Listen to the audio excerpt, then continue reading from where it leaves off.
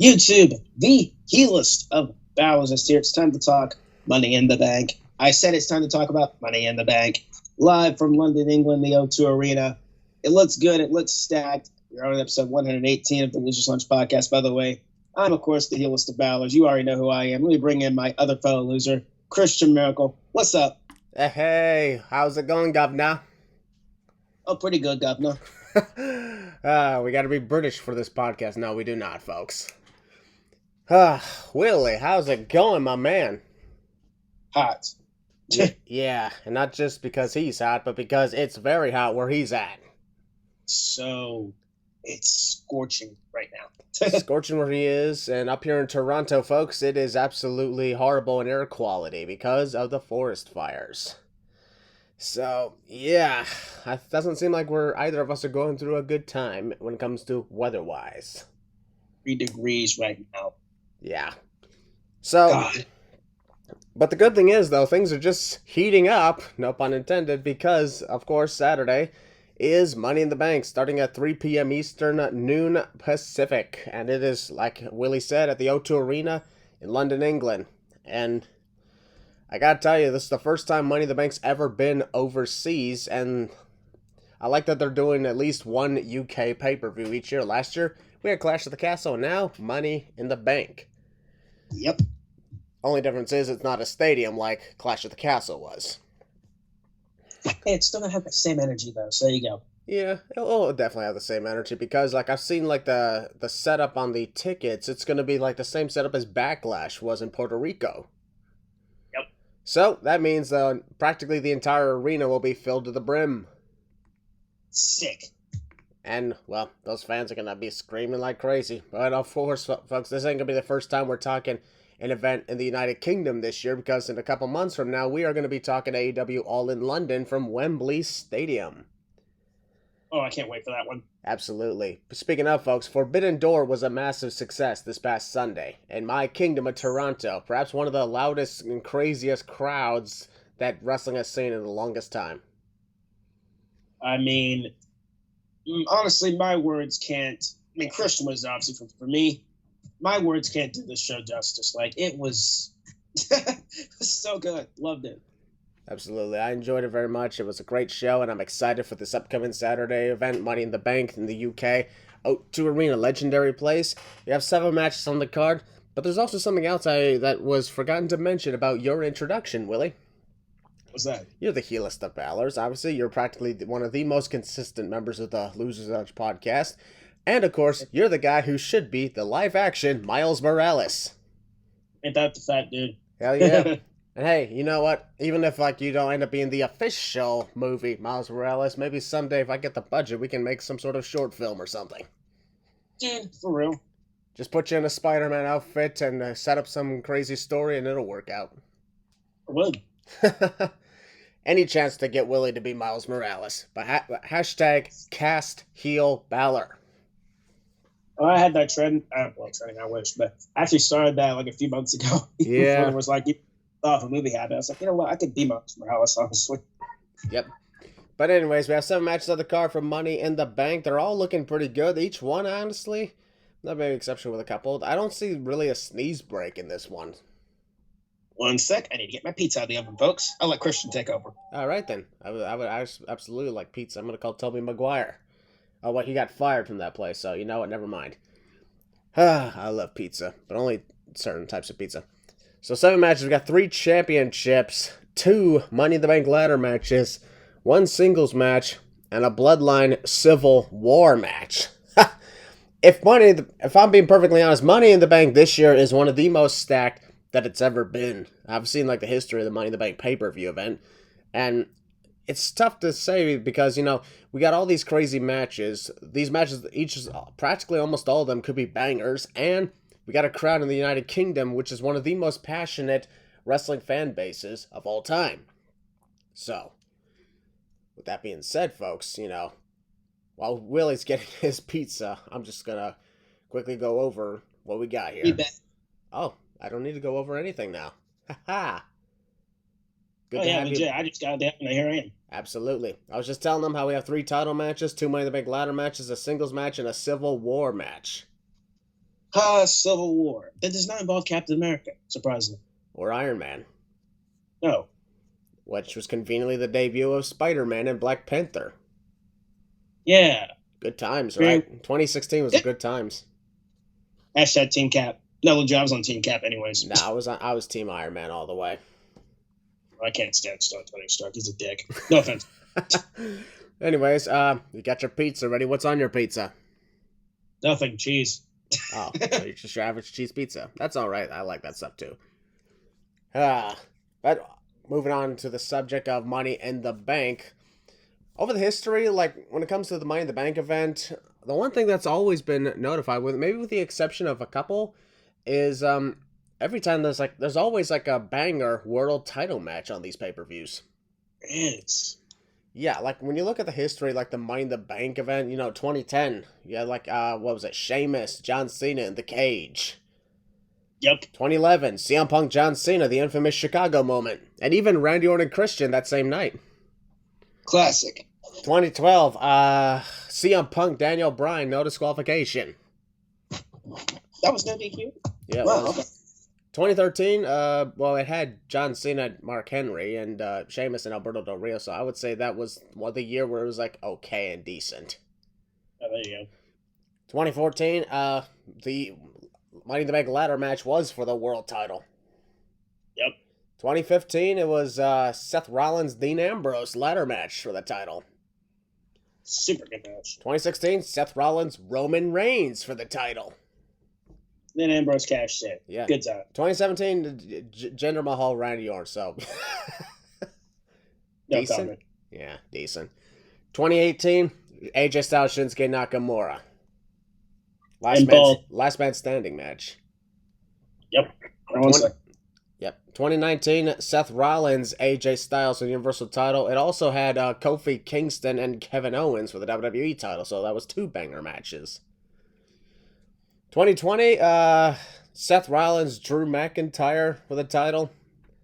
And I wouldn't exactly count Braun Strowman and Bray Wyatt because that match wasn't that good, but Seth Rollins, Drew McIntyre was an absolute banger. 2021, of course, what the fuck was it? Oh yeah, Roman Reigns and Edge. In 2022, there was no world title match. But this year we're gonna absolutely talk about the world title match. And folks, we're actually gonna kick this podcast off with talking the World Heavyweight Championship match taking place. And that is Seth Rollins versus Finn Balor. Mm-hmm. We all know the history of Rollins and world title matches at Money in the Bank. They're almost always bangers. Actually, I think all of them were. All of them pretty much were. Yeah, so it looks like we have another one on our hands. Mm-hmm. This one, of course, has a storied history. One heel Balor can relate to very well, and that's mostly because of 2016. Would you like to tell the story of 2016?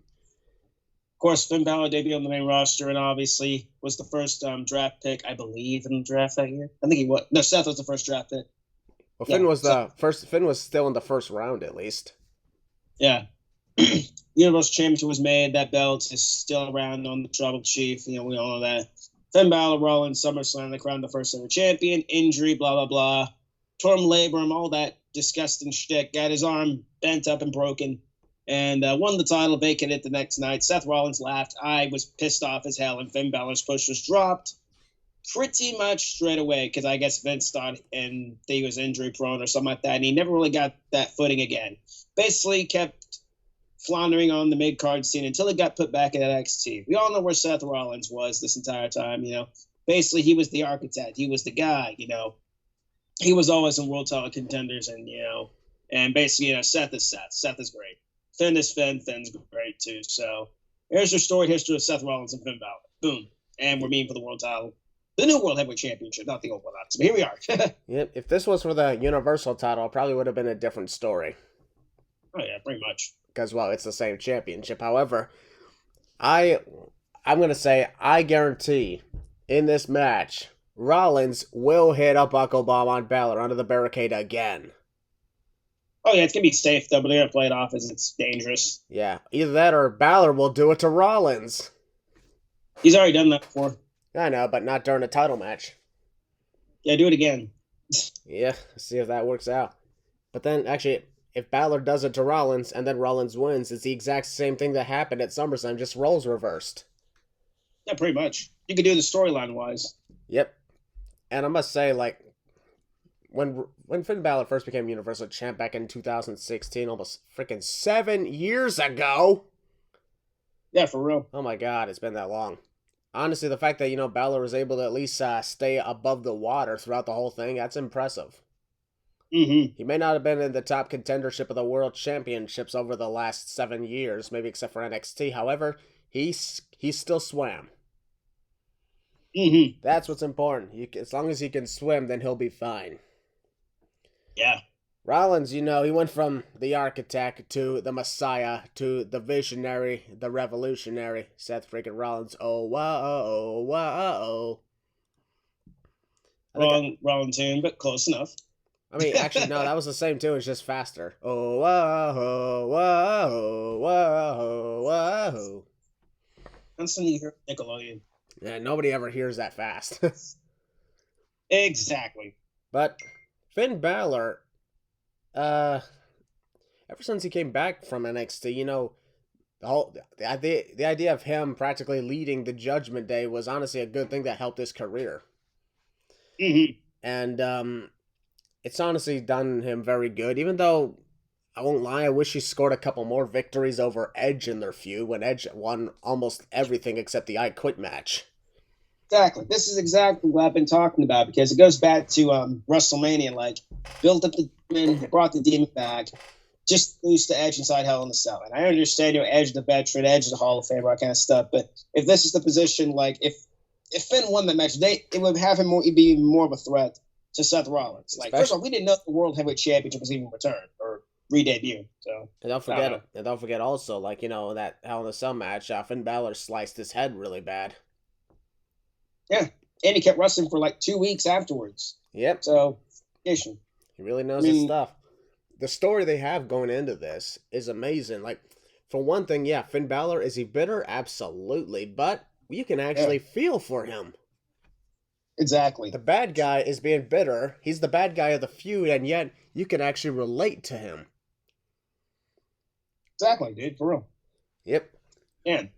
Especially since Seth Rollins is the guy who just continued to stay on top, despite the fact that Balor, ever since everything, it's like Finn Balor, he won the Universal title that one night, but it was Seth Rollins who dominated everything, even despite that. Yeah, and Seth got hurt. Seth got put right back in title contention. He didn't. I understand, Seth is seen higher than Finn, which is understandable, obviously, and I admit that. But, like, to see, like, one of your faves kind of be, put to the side, like, oh, you're just a good little mid-carder. That's fine. You're a good little mid-carder. I mean, that's fine, but, like, he has so much potential. Like, and people aren't just seeing it. So. Yeah, and I think another big problem, of course, was Finn Balor conveniently returned from his injury right as Brock Lesnar began his year and a half domination reign as Universal Champion. Yeah. So the timing was horrible, and it was absolutely not going to be believable at the time that Balor could beat Lesnar. I'm like, I couldn't see it at all. And exactly. They ended up feuding eventually. They actually did get their Universal title match in 2019 at the Royal Rumble. Balor submitted to the Kimura lock. Yep. Finn Balor, here's the thing, even after Brock Lesnar lost the Universal title to Roman Reigns, did you like how Roman instantly granted Balor the rematch? Yeah. And, well, Balor, he did not win. Roman got the win, obviously. However, what I like about the whole thing is, he had respect and knowledge about Finn Balor not getting a rematch since returning from his injury. And at that point, it had been 2 years since he had won the Universal title. Then, of course, Balor tried again with Brock Lesnar in 2019. That didn't work out. And then he tried again with Roman Reigns also as the Demon in 2021 at Extreme Rules. And I was in the crowd for it. And due to some malfunctions, it didn't work out. Yep. Malfunctions, of course, that were never addressed ever again. Yeah, and then Finn was just drafted to Raw like nothing happened, so. Yeah, so that just happened. And that was after he had come back from being NXT champion for a second time. Yeah.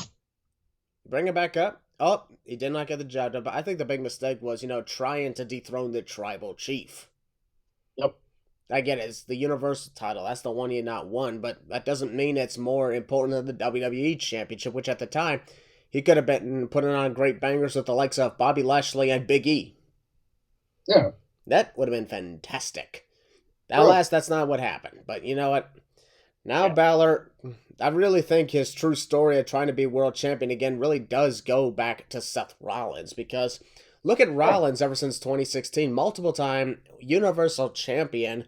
And even if he was losing matches on pay-per-view, he was still, like, you know, being a top focus. Exactly, dude. He can lose all the matches and still be in top contendership for anything. And it's worked out for him. That's the part that's crazy. He always manages to, you know, change things up, whether it was burn it down or being the frickin' Jesus Christ Messiah. And then his new song. Yep. And his wacky outfits. Eventually, you know, things just worked out. Things just work out for Seth because he's got a good way of reinventing himself. Kind of like how Chris Jericho, you know, even in WWE and even in AEW, reinvented himself almost all the time. He was never the same guy. He always did something different eventually because he knew something's eventually going to get old. Exactly. Yep. Doing the same thing over and over and over and over and over would not suit him well. Now, could you imagine if Balor, you know, here, look at Balor. Whether he was the dominating guy from NXT, then he was the Damon, then he was the extraordinary man who did extraordinary things, then he was heel Balor. Hello. He was. And then he came back. He was briefly a Demon again, but then he was just lost for a little bit. But then he became Judgment Day Balor. Exactly. No matter what, he actually managed to reinvent himself. But this is the one blemish that's still gotten him is he has not gotten a true world title rematch with Seth Rollins since SummerSlam 2016. Nope. So this is honestly a very important storyline heading into the show.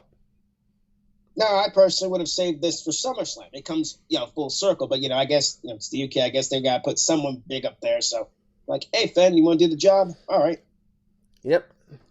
And the storyline, the whole thing that Finn Balor was talking about, I enjoyed it very much. I did too.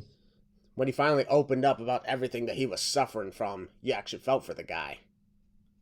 I've been feeling for that dude since the freaking incident happened. Yeah. And I've been waiting every day, every year, counting down the days. When is it going to happen?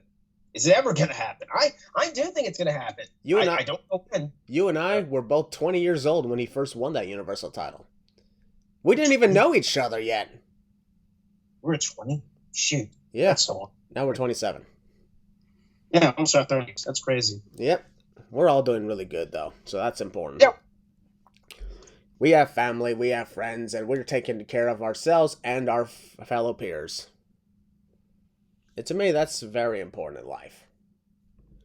So, as for this match, you know, some people said that maybe this could be the main event, and I'll be honest, if it hadn't been for the match that I truly believe should be the main event, then I would have agreed. But, unfortunately, I don't think that's going to be the case for this one. I'd put this in the middle of the show, actually. I do too. Yep. Conveniently after the men's Money in the Bank ladder match. You see where I'm going with this? I do too. Do you see where I'm going with this as well? Hell to the frickin' yeah. Oops, spoiler alert. Yeah. So I'll ask you, Willie, who is going to win this match? I'm going to go with, and I know people are going to be like, well, that's biased, though. Why would you go with him? He's obviously going to lose. I don't know. He might win. He might lose. He might get his rematch afterwards. I see shenanigans in this match. I do. If this is in the middle of the card, and if a certain Money in the Bank live match kicks off this show, something's going down in this match. I'm going for Finn Balor to beat Seth Rollins. Yes. I'm going for Finn Balor to beat Seth Rollins to become World Heavyweight Champion. Yes. And you gotta understand another thing too. And a lot of people try to argue back. I remember this type of argument already. I've seen it before. But a lot of people say like Seth's obviously winning because he's freshly the champion. The response, well, so was Finn. So was Finn Balor. Yep, so that argument doesn't exactly help because, well, it's not like as if that wouldn't have happened before. Like, Finn Balor was champ for 24 hours, and Seth even brought it up. No matter what happens, I already held this belt longer than him. I put this out on social media. I said Seth is only champion to boost the title up, to give it credibility, and he's going to lose. It's either here or he's losing at SummerSlam. He's not holding it past either of these pay-per-views. I'm sorry. I like Seth. I love the guy.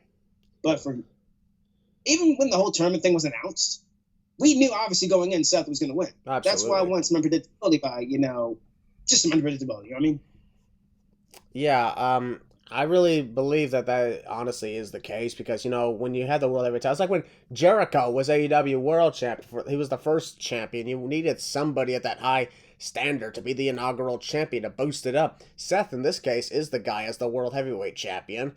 And, no disrespect to everybody, but I don't understand why you'd have Seth Rollins be World Heavyweight Champion going all the way to, like, WrestleMania 40. I mean, I did like the idea that some people had, which was, Rollins would hold to Mania 40 and then drop it to Gunther.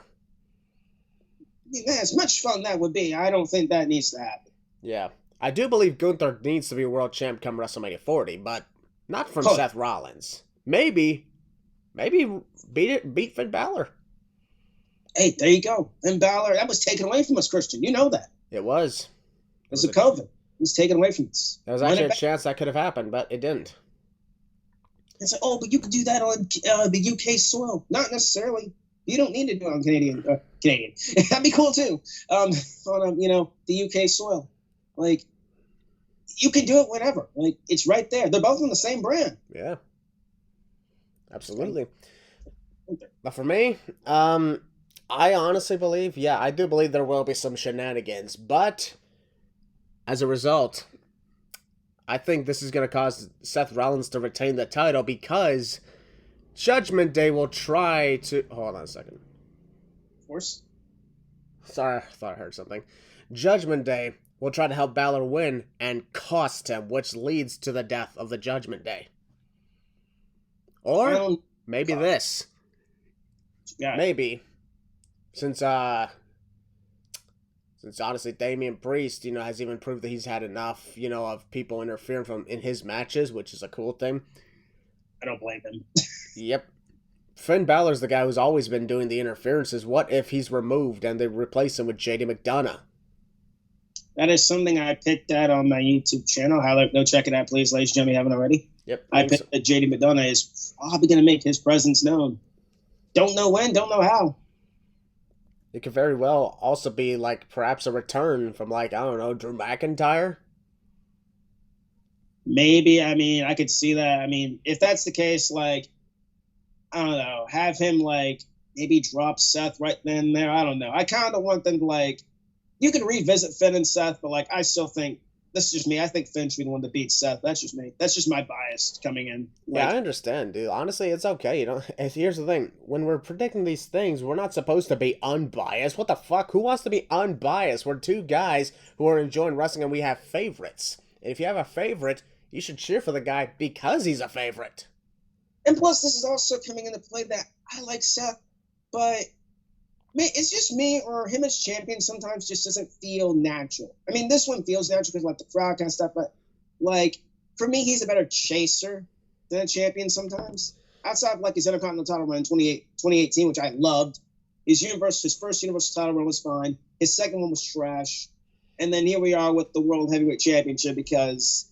Yeah, because Roman Reigns, has been champ for practically almost 3 years now. And, I mean, let's be honest. Roman didn't really start the whole part-time defenses thing until he combined the two titles together, WrestleMania 38.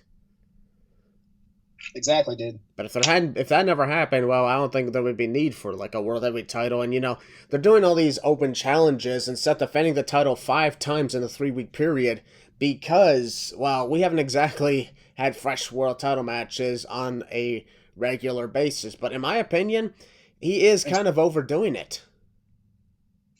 What do you mean? Well, I'm kind of thinking these open challenges for the championship is kind of overdoing it because it's kind of making it look like it's the AEW TNT championship. I feel what you're trying to say, honestly. Yeah, like a television title, not a, not a big time world title that people should be fighting and jumping through so many hoops to try and get to when it can easily be like, hey, can I have a title match? Sure. I mean, I get it. Seth Rollins, they call it the workhorse title, but no, it's a world title, not a workhorse title. I understand what you're trying to say, dude. I get it. That's why I'm like, I don't want all the. It's like, this is not like John Cena United States Open Challenge thing. Yeah, like Seth is not like doing what Cena did. I know people can say like, oh, but he's not trying to do what Cena did. I mean, if you kind of think about it, open challenges are open challenges. I mean, it can happen with anybody, not just John Cena. Yeah. I also wanted to ask a question about something that went down on Raw that people are complaining about. What's your thoughts on Finn Balor beating Carmelo Hayes? Why are people complaining about that? Because Carmelo Hayes is the NXT champion and, quote, champion should not be losing, even though Carmelo Hayes is a development champion, of which a championship of which Finn Balor's held twice and has dominated that region. Finn Balor is honestly a contender for a world title in a league above NXT, and yeah, they don't care. NXT. Honestly, I'm fine with that. I have no complaints. First of all, I love Melo. You guys know that. Big Melo fan. He is him. Yeah. He beat Finn. What's the big... And I know, like, oh, you don't have to have... No, back up, other way around. Finn beat him. Oh, yeah, Finn beat him. My bad. Yeah, like, oh, well, but Finn beat him, that kind of stuff. We don't need to make the champion look, irrelevant and weak. He didn't. I don't think that's the case. He did not look... No, none of them looked irrelevant or weak. Matter of fact, this actually helped him look really good, and also really showed that Carmelo Hayes, yes, he's a champion, but he's just not ready for this level yet. He's not ready. Folks, you got to remember, no matter how much you want to spin it, NXT is still a tiny little pond, and the main roster is the fucking ocean. Amen, brother. You could be the biggest fish in a pond, but when you're in the ocean, there's a fucking great white shark in there. Yep. So, it's not exactly always going to be the case of, hey, he's from NXT. That means, he's on the league of like fucking Roman Reigns or Seth Rollins. And I'm like, no, they're not. He's nowhere near Roman. And he's dang sure nowhere near Seth. Let me reverse that. He's nowhere near Seth, and he's dang sure nowhere near the Tribal Chief. Like, get out of here. I love Melo, but bruh, people. Not to mention, it was a good match, and people's response to everything was like, well, the match should not have happened. I'm like, well, why not? We want to be robbed of a banger? All I care about is the match quality. I don't give a fuck who wins or loses at times. Especially when, there's no championship on the line, so who the fuck cares? Especially if I get, like you said, especially if we get a good match out of it. What's the big deal? It's not like they quote-unquote buried Melo. The man went in there and beat the lone wolf, Baron Corbin, and that's now in NXT, so I don't see the argument. And that's including the fact that Baron Corbin absolutely whooped his ass in that match. And he kind of cooked him in a promo the week before, which I actually legit agree with that. I ain't going well the last release. He absolutely whooped Carmelo his ass, but Carmelo managed to survive and get through him. Yes, sir. So he did. Yeah. So if anything, it's like, yes, he lost to Balor, he beat Corbin. That doesn't mean that, here's the thing, that doesn't mean that Carmelo Hayes, like losing, like despite being a champion. It's like, there are times where champions do lose even when you're in other places. That doesn't mean that it's a bad thing when you lose. Like, who cares? As long as you don't lose when it matters the most, that's fine. And also, like I mentioned before, I even put it up a hilarious tweet. Showed a gif of Thor from the first Avengers movie. It was like, you people are so petty and tiny. That's made to the IWC when they complain over nothing. Because honestly, you whine over who the hell had waffles for breakfast. Ew, waffles. Yeah. What I mean by that, of course, is like, who honestly cares? It happened, so get over it. Finn Balor ain't looking weak heading into his match with Rollins, and if he loses to Rollins, that ain't gonna be because, he beat Carmelo Hayes. It's like Carmelo Hayes is looked weak by a guy who just lost to the world champion. Oh, wow, people lose to a world champion? I am so shocked. I'm so shocked. Ooh. Like, my God, seriously, just get over yourselves, folks, because you guys bitch over the dumbest things. You used to bitch about, the Montreal Screwjob, which is fine. You used to bitch about how The Undertaker lost the undefeated streak, which is also fine. I didn't care I didn't bitch about when Taker lost the streak. I was more shocked than on the floor when that happened. Yep. But to complain about who loses a simple match, which, by the way, I look back on, it was a great match. Mm-hmm. In my opinion, okay, Finn Balor got the legitimate victory here, But, in my opinion, they both were winners because they put on a great match and the audience was into every last bit of it. That's all that matters at the end of the day is that the audience cares about it. It doesn't care when a bunch of freaking losers, I guess, pun intended, in the IWC, YWC, whatever you want to call it, people in the end really have to say. They have no voice, okay? People on Twitter, they have no voice. The real voices are in the audience. So if you want to complain about it, then go to the show. Make no noise if you don't want to. But listen to everybody else having the time of their lives and ask yourself, why are they having fun? Well, the answer is simple. Because they're better than you. And wrong company. Even in that company, honestly. Even in that company. Just listen to the audience. Who gives a fuck? But overall, I'm honestly thinking Rollins is going to win this match. He'll Balor on the side of Finn Balor. I'm on the side of Seth Rollins. All right. A lot of this is because I like the idea of the rumor that's going around about potentially Seth Rollins taking on Drew McIntyre at SummerSlam. I'd like to see that because I'm going to be, that's a little bit biased on my part because I'm going to be in Detroit for SummerSlam. But they put on a banger match at Money in the Bank in 2020, and I guarantee they could do it again. Especially, it's like, they managed to make a match in front of 0 fans look amazing. Imagine how they're going to look with about 50,000 fans in attendance. Exactly. Hell yeah. So that's the World Heavyweight Championship, and now we are going to move on to the Women's Tag Team Championship. And a lot has changed with the Women's Tag Team division scene recently. First of all, this is the champions, Ronda Rousey and Shayna Baszler, defending against Raquel Rodriguez and the returning Liv Morgan, who returned from a minor injury that put her out for like 2 months. Legit got up out of me. I ain't gonna lie. I was like, yo, what the heck? Yeah. This happened because, first off, folks, rest in peace to the NXT Women's Tag Team Championship. Bye-bye so long. Yep, it existed for 2 years and 2 months and amounted to absolutely nothing. 2 years and 3 months, actually. But, still, same thing. They amounted to absolutely nothing except when Toxic Attraction had them. Facts. I don't even remember who the fuck the other champions are anymore. Alba Fire and Isla Dawn. Isla Dawn. I still can't believe I kept forgetting how to say the name properly. There you go. But, yeah. Ronda Rousey, Shayna Baszler, unify them together. So they're calling it the Undisputed Women's Tag Team titles. I'm like, why are you calling it that? They have only the main roster women's tag titles. I don't see the NXT ones in sight. Same here. Because the NXT women's tag titles are gone. Dead. And folks, that is a proper unification, not like the Raw and SmackDown tag titles or the WWE and Universal titles where they're still existing individually. This is a real one, because there's only one set now. And right after Ronda and Shayna unified the titles, Raquel Rodriguez, she was on SmackDown, we were actually confused because, she's part of Monday Night Raw, but then she revealed the reason she's here is because her partner is back, and that is Liv Morgan. So, welcome back, Liv Morgan, on that case. They were right. They did not lose the women's tag titles. They had to relinquish them. Yep, all because of injury. Yep. And conveniently enough, you know what this match really is? What's that? The tag team that won the women's showcase match and the tag team that ended up winning the tag titles despite losing the women's showcase match at WrestleMania. That's wild. Yeah. I remember when this all happened. Ronda and Shayna, they won the WrestleMania Women's Showcase match, and the match was terrible. However, a couple weeks later, Liv Morgan and Raquel, they're the ones who won the tag team titles. I'm like, what? I would have thought that, Ronda and Shayna would immediately win them, but they won them when they were vacated as a result of the injury. So now, basically, this is where we're at. And I like where we're at now. Because I'm like, okay, finally, we got something going on here. So I don't expect much from the Women's Tag Team Championship match, but at least we have something going on, especially story-wise here.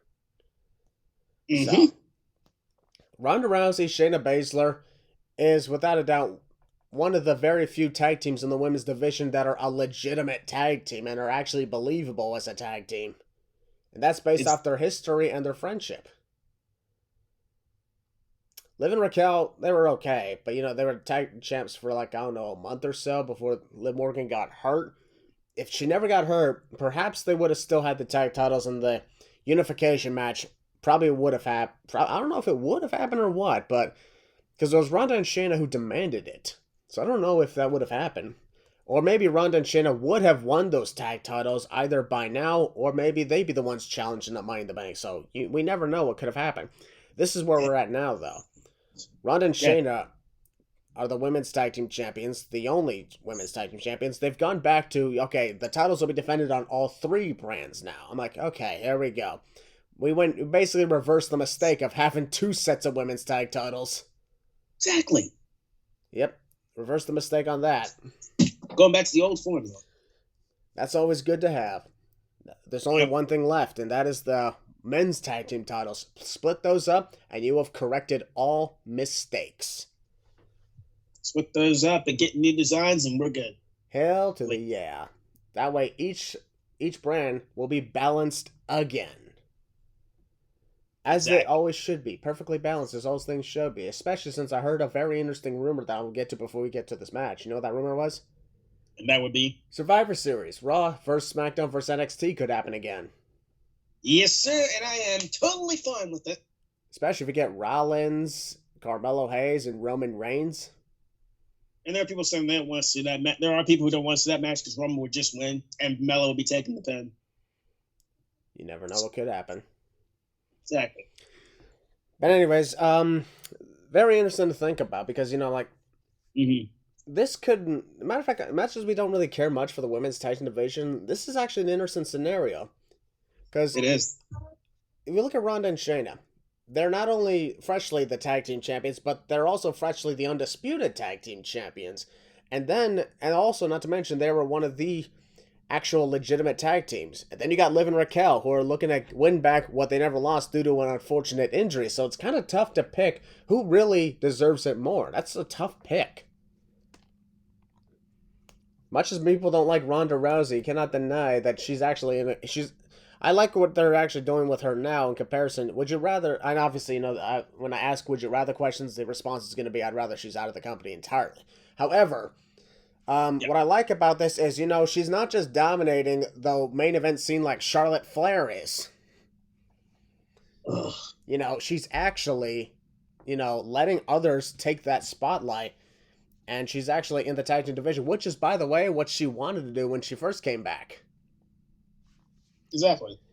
And I like that. People are saying that she doesn't care about this. She's only in it for the money. Well, go fuck yourself. You don't know shit.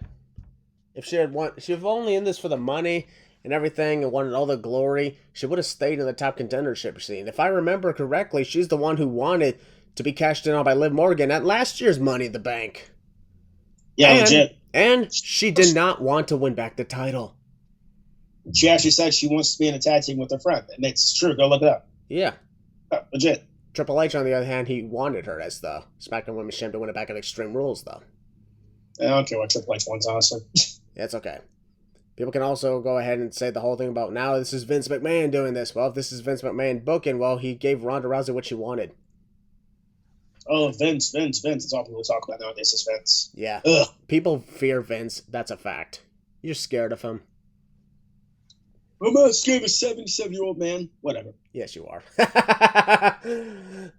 In the meantime, though, who do I think should win this? Honestly, I'm on the side of Ronda and Shayna. What about you? I don't know why, but for some reason I can see the tag titles changing hands. But I'm going to go with what you said here, Ronda and Shayna to win. Yep, could be interesting to that. Another potential tag team that could challenge for the future. We could have Trish Stratus and Zoe Stark. Yeah, that'd be good. I like, honestly, that Trish Stratus is getting more, involved in stuff these days. She's getting involved, that's for sure.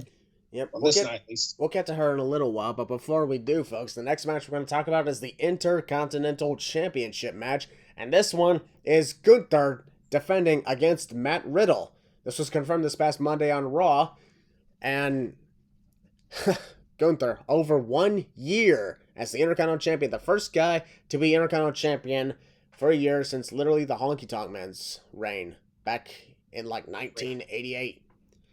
No other Intercontinental Champion after the Honky Tonk Man held it for a year. Yeah, dude. It's wild, it's crazy, but here we are. Gunther has not been pinned or submitted on the main roster in, well, a singles match anyway. Good. And anytime he lost in tag team action, he was not involved in the final decision. There you go. So there's that to think about. And I truly believe that should happen for when he loses the Intercontinental Championship, which kind of spoils what I'm predicting, because I predict Gunther's going to retain against Matt Riddle. But before we get to that, I believe Gunther should lose his Intercontinental Championship in a triple threat or fatal four-way at the Royal Rumble. That way, he holds the title he breaks the longest reign of the Honky Tonk Man, holds it just a little while longer, drops it without getting pinned or submitted, then goes on to win the Men's Royal Rumble match in the main event. Nice. So on the same night he loses that title without getting pinned or submitted, he regains his momentum by winning the Royal Rumble match, and goes on to challenge for the World Heavyweight Championship at WrestleMania 40. Still not being pinned or submitted. Then, who knows, he may end up having a year-long reign with that title. And then, he's in the position where Roman Reigns is where Roman Reigns is at. And that is, whoever pins Roman Reigns, that's a very important moment in history. Same thing could happen with Gunther. Oh. And I like this. However, I really hope, and this is the other reason why I want the tag titles to be split. I want the rest of Imperium to be involved with titles now. Same. Imperium as I think since Monday Night Raw is the World Heavyweight title and the Women's World title, I think they're going to bring out the WWE World Tag Team titles. Yes, sir. Have the WWE Tag Team titles over on SmackDown, because, they're fitting into the fact that, one side is the World, the other side has just the WWE. So there's that to think about. I would like that very much. Especially since, we got a lot of tag teams. We have more tag teams on the main roster now than we did when the brand split first began in 2016. So don't give me the whole, we don't have enough teams for that. Because I'm like, well, how did you explain how we did it before? It was smaller. Yeah, make it make sense. Bingo was his name-o. So, Matt Riddle, of course, we got Matt ever since Randy Orton's been out with his back injury. Matt Riddle's been doing a great job on his own. He has. It's amazing to see what he's done. So, I really think to myself, this could be a moment that could define him, or it could not. Gunther, Matt Riddle could potentially be one of the best matches of the night. You never know. It could. Hell, Night of Champions, if you remember, Gunther put on a hell of a match with Mustafa Ali. That was good. And Gunther, defending once again in the UK. And that's always good because, he gets a hell of a reception in the UK. Yeah. Hell, Clash of the Castle last year, Gunther, Sheamus. Oh my God. So, I really believe, yes, Gunther is going to retain the Intercontinental Championship, but I'm also going to predict Matt Riddle will be assaulted by Imperium, either during the match or post-match, and Randy Orton's going to come back. Only this time, after saving Riddle, Randy Orton hits him with an RKO. Honestly, I could see that happening.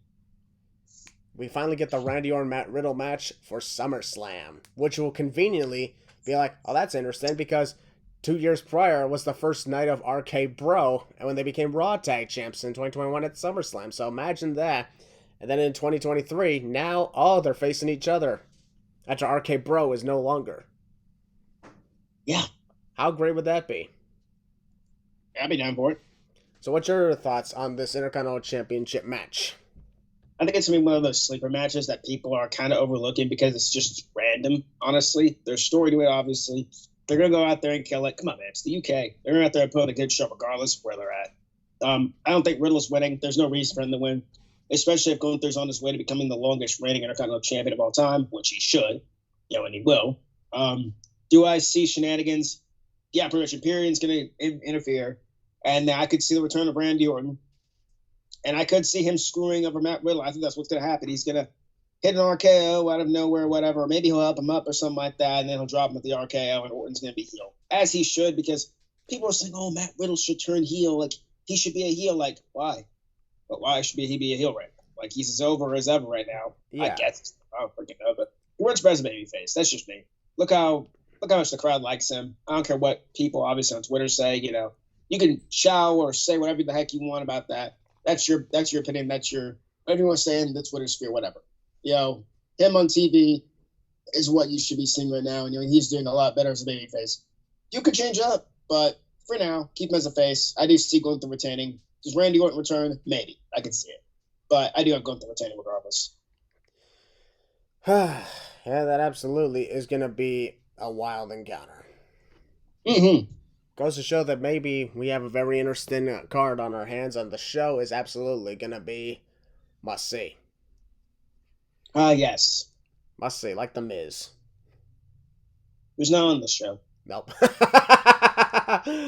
Well, he's a Hollywood A-lister, and we're in the UK. There is no Hollywood in the UK as far as I know. Yeah, there really isn't. Yep. So, yeah, we both on the side of Gunther to retain the title. And we're going to move on now to the next match. And this match is a singles match between Dominik Mysterio and Cody Rhodes. And very, very interesting, is it? Because this could very well be Dominik Mysterio's biggest match since his debut with SummerSlam with Seth Rollins. Yeah. Only at the time, you know, Dominik Mysterio was fighting on behalf of his father. In this case, he's on his own. I mean, technically not really on his own. He's got mommy, but, you know, he's not competing as the son of Rey Mysterio that much anymore, but rather he's competing as Dominik, his own person. I still think he should call himself Dominik, Guerrero, just to get more heat, but I can't understand why not do that. Yeah, just do it. He's already got the mullet, too. Exactly.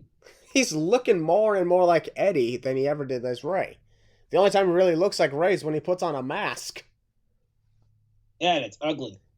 I know, at times I got mind fucked every time he had a mask, and I was like, whoa, that looks like a taller version of Rey. He really does look like him, so that's really cool to think about. But Cody Rhodes, where he's going at right now, it seems like he's doing something to pass the time while he's awaiting Brock Lesnar. Pretty much. Because let's be honest, we all know at SummerSlam, Cody Rhodes will face Brock Lesnar a third time. They're tied 1-1. And there's going to be a rubber match. Hell yeah, SummerSlam. Probably was going to be... Here's the thing, actually. Money in the Bank is the first pay-per-view of 2023 that Brock Lesnar is not scheduled to be part of. Boo. Yeah, he was going on 5 in a row. Dang it, Brock. You gotta admit, though, it's amazing that he was able to do this. It's amazing that the dude is even, doing this at all. Holy crap. Yeah. He has not been on 5 pay-per-views in a row since his full-time run. Mm-hmm. So, it's insane to see this. I'm really thankful, of course, that, he's actually been getting involved more. And Cody Rhodes is still as popular as ever, so he's not buried as much as you guys want to think he is. Exactly, dude. Once again, who was right? We were right.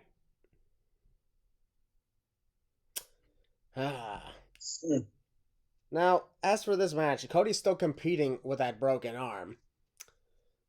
And I won't lie, though, like I mentioned from Night of Champions, it still was a little messed up because, he absolutely fucked up selling an arm injury. And yeah, a little bit. Yeah, that still got to me because I was like, that is not how a broken arm works, even if you have some sort of titanium cast or whatever it was called. That's not how a broken arm works. You're not just, because you have a cast on, your arm isn't all of a sudden just impervious to pain. That's not how it works. So, I really believe in this case as well, Cody's arm is healing in storyline as time goes on, but he's still competing in matches despite that. And he's still requesting that Brock Lesnar, accepts his challenge. In the meantime, he's like, well, I got some time to kill, so let's deal with Dominik Mysterio at Money in the Bank. Yeah, which still, for some reason, doesn't really explain kind of why Dominik wants to fight Cody, but Cody should be focusing on Brock, but I guess this is just a side quest for a while. So there you go. Yeah, some things have side quests. So but they explained in storyline why they are fighting. Well, I didn't pay attention, so. Well, for me, I did pay attention. That doesn't mean that it's like always cool and everything. I'm like, okay, I mean, I guess this does make sense, but I don't agree with it. But you know what? This is what we're gonna do, so that's the way it's gonna be. You see, folks, That's how you do it in wrestling. If you don't agree with something, you'd be like, well, I don't like this, but it is what it is, because it's just wrestling. It is what it is. That's how it's always going to be. Your voice is meaningless if you mean otherwise. Because it's all about just accepting how things are. And people are like, well, why should we accept this? I'm like, well, what are you going to do about it, huh? Bitch on Twitter? What's that going to get you? Where's that going to get you, huh? Exactly. Shut your mouth. Okay. Because the Twitter sphere is basically a dark realm of basically just impossibilities and endless stuff. So there you go. The thing is, WWE doesn't care about Twitter. They don't. They don't care what you want, Twitter-wise or whatever. They don't care. Wrestling in general don't care. I'm just saying. Yeah. Just saying. This is just good WWE. This is anything. That goes to freaking anything in life. I guess. I don't know. I mean, wrestling, yeah. I don't know. You get my point, folks. Wrestling is what it is, folks. That's how it always has been. That's how it always will be, no matter how much you want to paint it otherwise. Exactly. All I do know is this could definitely be a great match, and Dominik has proven he is capable of putting on a great match. Oh, he has. He's good. Honestly, since he joined the Judgment Day, that was the best thing that ever happened to him. Hell yeah. And now we have this in store. Cody Rhodes, Dominik Mysterio. I honestly predicting Dominik is going to win the match, and that's because Brock Lesnar answers him finally. Exactly. I'm going to go with Cody Rhodes. No, I'm not going with Cody Rhodes. Not this time. No. You're out of this. I'm going with Dominik myself as well. I think Brock Lesnar is showing up and breaking that man's arm again. Or the other arm. Now he's got 2 broken arms. I mean, he won't be able to hit the crossroads, so might as well break the other. Nah, even with those arms, he'll still do it because he doesn't know how to sell an injury properly. All right, then break his legs. He'll still run on those even if they're broken. Okay, snap his kneecaps. Okay, don't do that. Let's not go too far things, because otherwise we're gonna get to really dangerous modes. Yeah, we are. Yeah. Anyways. Yeah. Dominik will win as a result of Brock Lesnar's interference. And who knows, Brock may not actually be there. Imagine if he just hits his music and he's not really there, and that's how Dominik gets the win. Yeah, I was gonna say, like, they hit his music and then Dominik just rolls him up. It's like, oh, they continue the rivalry though. No, let's not. Let's move on from this. Yep. This will set up Brock Lesnar and Cody Rhodes' third and final match for SummerSlam. House. And honestly, like, once again, how can you possibly say that Cody Rhodes is buried? Because look at him. Look at him ever since WrestleMania. Still popular, but also he's receiving setbacks and he's learning from them.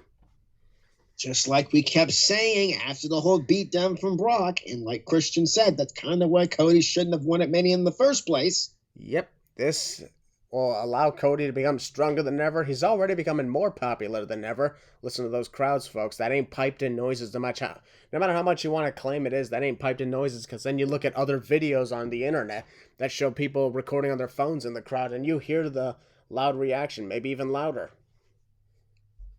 God's sake, that was a Raw back in January. You know, Cody wasn't there, but they showed him like the healing process. They popped a little bit for him, but they popped more for the hospital he was at. They actually did. I wish I recorded that. They actually did. It was like they showed the hospital. He's like, yeah. They showed Cody. It's like, there were cheers, but like, yeah, it's Cody. They showed the hospital. Let's go. Like, that's. Hey, well, the fans have been known to cheer for wild and crazy things. Like beach balls. Yeah. There were beach balls that they're after WrestleMania in Los Angeles. I saw that. There were? I thought those died. Oh, shoot. Yeah, there were, and it was awesome to see them back. Yay! The balls returned. The great balls of fire. Bring back that pay-per-view. You won't, because it's expensive as hell to get the music rights. Yeah, it's almost It's like almost as expensive as trying to get the final countdown for Bryan Danielson. What a moment. What a moment. One time only moment, but still, what a moment. I'm glad I was in the audience for that. Dude, that's special. That's all I gotta say. I loved it. Yep. So yeah, we're both on the side. Dominik Mysterio is going to get the win because of Brock Lesnar. And if he doesn't, Mommy's going to spank him. That too. That's going to be fun to watch. I mean, what? I mean, fine with me. You can. I don't give a shit. You can show it. I'm still waiting for Rhea Ripley to actually, compete against the men. Please, like, oh, but we can't do that in today's life. Fuck that, man. Fuck that. Yes, we can't. Here's the thing. Intergender matches should absolutely happen again for the right reasons. Keep them rare, but still have them happen for the right reasons. Imagine Rhea Ripley tries to become world heavyweight champion. Even though she kind of is never mind. You know what I mean. Women's world heavyweight champion. Rhea versus Seth. SummerSlam. Book it. Title for title. Yeah, legit book it. I don't give a shit. Legit. Triple H, I know you watching our shit, dog. Book it. Legit. Let's actually not do this. We're going to move on, folks, to the next match. And this is the first of 2 Money in the Bank ladder matches. Because if you remember, the show we're talking about is Money in the Bank. Yeah. We have 6 women competing in the Women's Money in the Bank ladder match. And they are as follows. Becky Lynch, Zoe Stark, Zelina Vega, Bayley, Io Sky, and Trish Stratus. Ugh. And the only person in this matter of fact, the only person in both ladder matches who's ever actually won it is Bayley. Everybody else has not won it.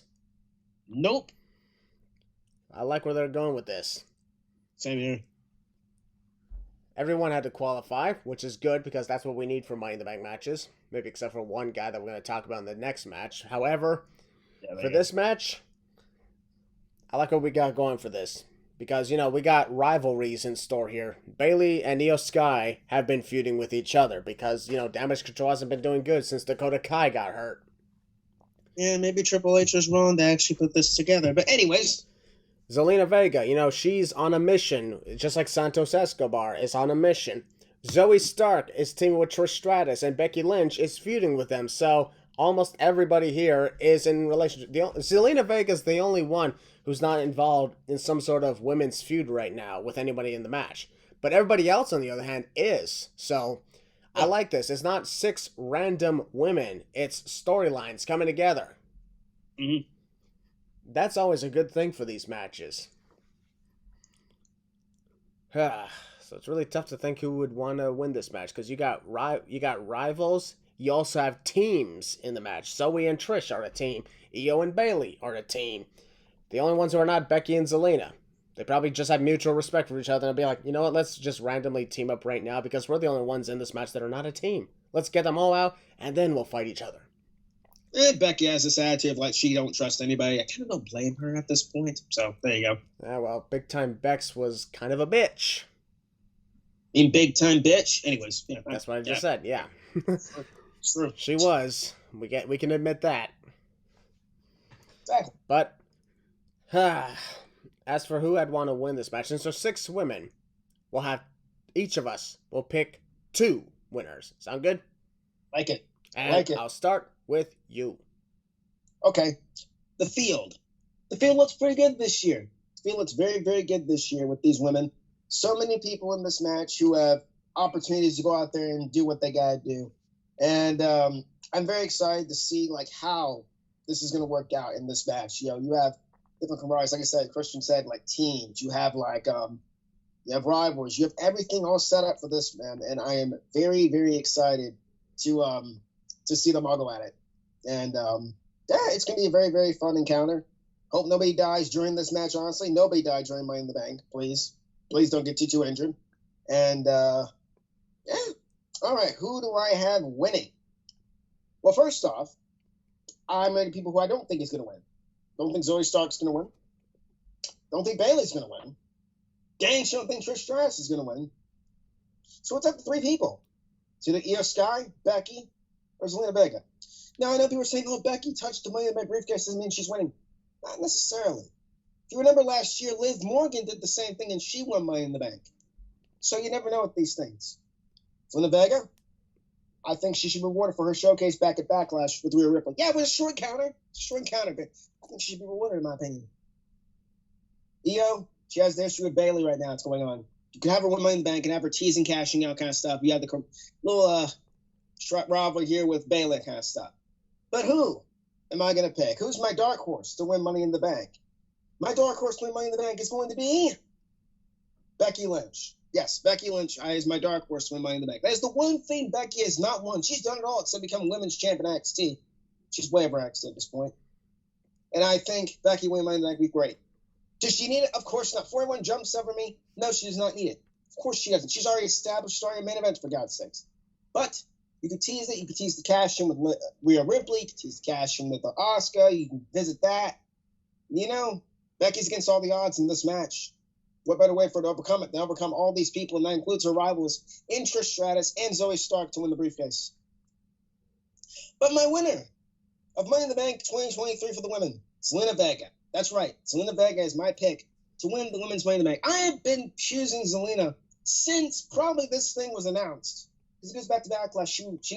She had that banger with Rhea Ripley. Very, very fun. Yeah, short, sweet to the point. She's been getting a little bit over. That's great. She's doing great. She's in the NWO. You don't have to tease any, dysfunction there because they're basically a family, familia. You got that there.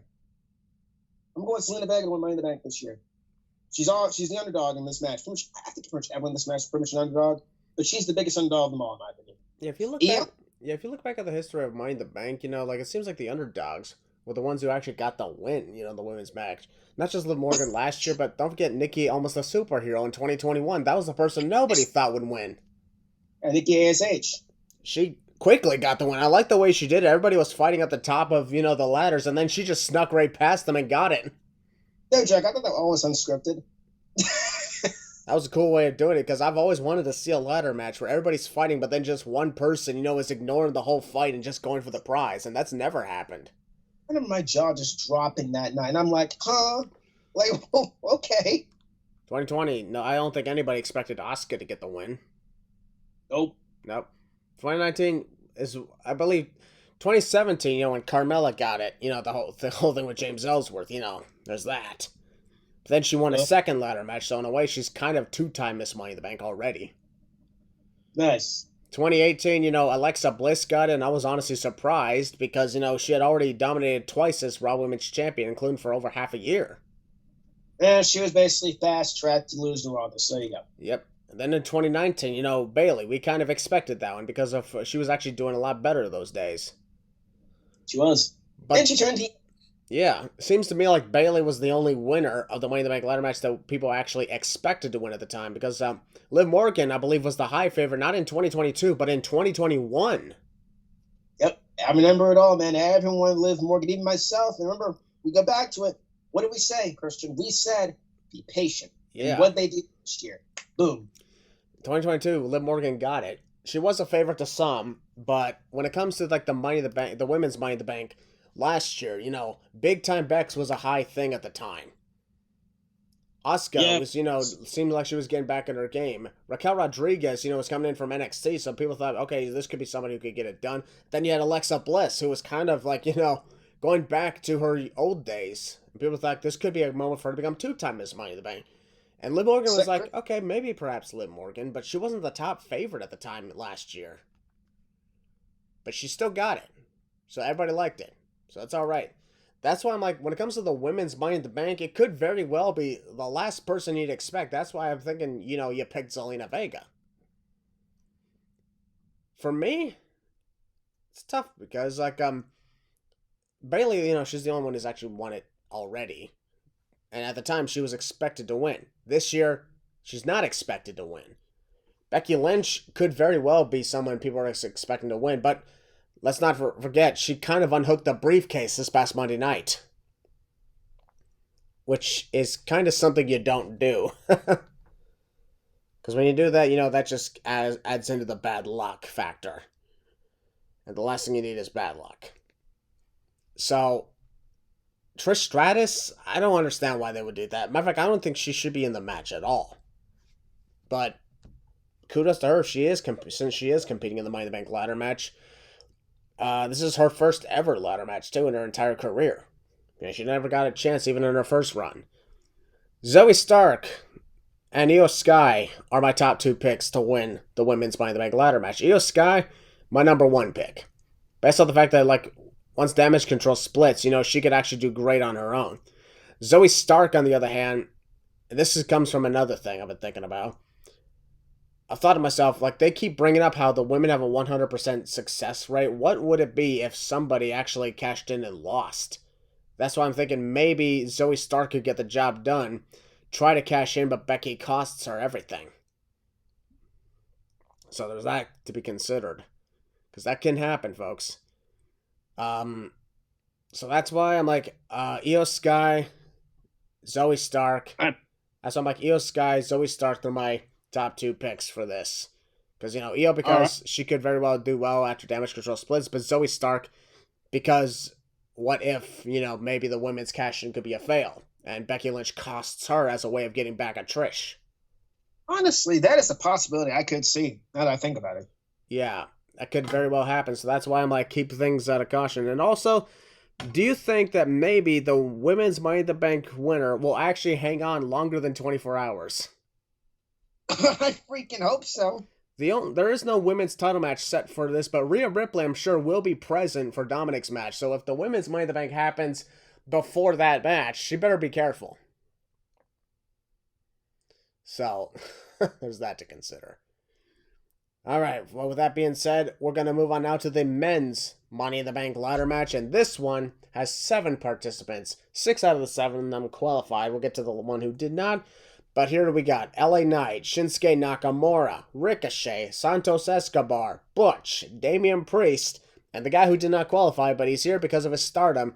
And that is Logan Paul. We're back to talking Logan Paul, folks. Man, I love talking Logan Paul. Logan Paul, this is his first ladder match. Yeah. Some people kind of compared this to Brock Lesnar being the Money in the Bank in 2019, but I'm like, no, Logan's going to be in the whole match. And back up. How much this like Brock what?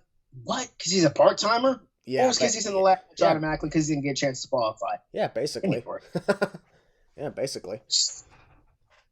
This whole thing going on is like, the one thing I like about this is nobody in this match ever won the Money in the Bank, and also none of them ever have been world champion. So there's that to consider. Fresh and new. Yep. Fresh and new. Exactly how it should be. When it comes to each of the participants, I'm like, Logan Paul, he could be a favorite based off of his popularity, and honestly, I would understand that. He's one of my picks to actually win the whole thing. Because it would actually be interesting to see how he's performing on his Impulsive podcast or making other media appearances, and he's got the Money in the Bank briefcase with him all the time. That's good publicity. Could really bring an eyes to the product. And also, I heard about, Logan wants to be champion in his next run. So this could be his chance to do it. Yeah. Then, of course, let's take a look here. You have Butch. I'll be honest, did not expect him to qualify, but he did. He did. He's the only member of the Brawlin' Brutes who's actually competing at Money in the Bank. And he's also from the UK as well. So, could we potentially see the Bruiserweight come back? I mean, possibility. Never say never in this company. Santos Escobar, just like Zelina Vega, on a mission. We're going on a traffic run song. Oh my God, you seriously went there? I guess so. I don't even know. Anyways. I don't even know what that is, actually. There you go. There you guys are. Right? From some show. Santos Escobar has honestly done a great job in, elevating not just himself, but Legado del Fantasma ever since they aligned with Rey Mysterio. Great pairing, too. I'm enjoying it. It really is. Ricochet, without a doubt, going to be an amazing highlight reel, and he's been a highlight in Money in the Bank ladder matches already. Flippy guy. I love it. Yeah, flippy guy indeed. So, then you got Shinsuke Nakamura. While he has not won Money in the Bank, he's been in a couple Money in the Bank ladder matches. And he's also done very well. And it would be nice to see the Nakamura from NXT make his grand return. Yes, sir. Damian Priest. I like what they've been doing with him ever since he fought Bad Bunny at Backlash. Yep. He honestly, if he doesn't win this, he honestly, in my opinion, should be a good contendership, maybe to Gunther in the Intercontinental Championship. Yeah. Then, of course, LA Knight. Yeah. Yeah. Yeah. That's the guy that everybody has been wanting to be Mr. Money in the Bank since 2023 began. He's been very over with the crowd. He gets loud ovations, and I guarantee he's gonna get a hell of a response at Money in the Bank. Yeah. Yeah, exactly. So, but this really has you wonder: let's just say if LA Knight does get the win, what title would he even cash in on? That's the real question. Because I know for a fact nobody who wins this match is gonna beat Roman Reigns. He's not gonna cash in on Roman Reigns and win it. No. So I got one. Perhaps, and also as you know from last year, Austin Theory cashed in on the United States Championship, proving the briefcase is not just a world title thing. Yes, sir. LA Knight could potentially cash in on Austin Theory. Or anybody. These guys are trying to cash in on good luck trying to do that. Good luck trying to cash in on Gunther. But Rollins, there's also that. Maybe what if Damian Priest wins the ladder match, assuming imagine if that goes on before the world title match, but Damian Priest cashes in, makes it a triple threat, and he becomes world champion. I have my theories. You have your Austin theories? I'm just kidding. I don't know where he is. What the hell's happened with him, honestly? His title reign is irrelevant. Yeah, I'll be honest. I've been looking up so many things to see if I missed something. Last I heard, he ain't hurt, he ain't sick. Then what the hell's happening? He most recently went on vacation. Ever since he beat John Cena at WrestleMania, he's been anything but relevant. Oof, man, it's true. That's unfortunate. It really is. Yeah, because, it seemed like he was doing good and he was on the road to something because he won the fucking Elimination Chamber match to retain his United States title. Then after that, he's going up against John Cena at WrestleMania. We'd think this is going to take him places. He beat John Cena, and the match wasn't that good. But a lot of that had to do with the fact that Cena wasn't at his best at all. Yes, sir. But then after that, while he did have some successful title defenses, he was mostly involved in feuds that had nothing to do with him. When Jey Uso. Oh, yeah. That whole thing was about the Bloodline, and Austin Theory was just in the middle of it, and he snuck away with his title because of the interference of the other members of Bloodline, and he was a forgotten concept as a result of this. And now, we don't even know what the hell's going on with him. Yeah, man. I don't know what the hell's happening, but hopefully we get some answers soon. And if he's not going to be around, fucking give up that U.S. title. Give it to somebody else. I had my suspicions. Okay, well, you'll hear. Well, if you want to, go ahead and let them out. All right, you want my prediction? Wins Money in the Bank? All right, I will freaking go down who I will not. Okay, last time I did this, with women. And the same thing with the men, on the freaking card. All right, here's the card right here. Who I think's going to win, who I don't think's going to win, who I think is going to win. All right, here we go. Let's see. Butch? No. Could be good for the big town pop. Be great. I don't think he's winning. Santos Escobar? No. I think he's going to be in there, just do some flippy stuff and have some fun as well. He could win, though. Ricochet? Ha! No.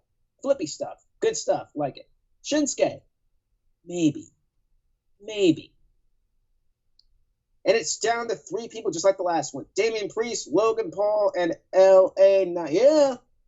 All right. This is the tough one here. I know people are clamoring and wanting. There's a goddamn movement going on right now on social media. Hashtag the Yam. Give L.A. Knight Money in the Bank. He needs it. He deserves it. He worked his ass off to get it. There's a difference between need and the want. Remember last year, nobody wanted Austin Theory, obviously.